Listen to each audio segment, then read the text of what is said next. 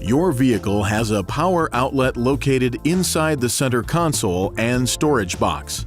It can be used for small electrical devices such as cellular phones. Please see the manufacturer's owner's manual supplied with your device for detailed information when connecting the device to the power outlet. The power outlets in the vehicle work when the ignition switch is in the ACC or on position. To access the power outlet, open the cap. Leaving a device connected to the power outlet with the ignition left in the ACC or on position can discharge the battery and the vehicle may not start. Please see your owner's manual for important safety information, system limitations, and additional operating information.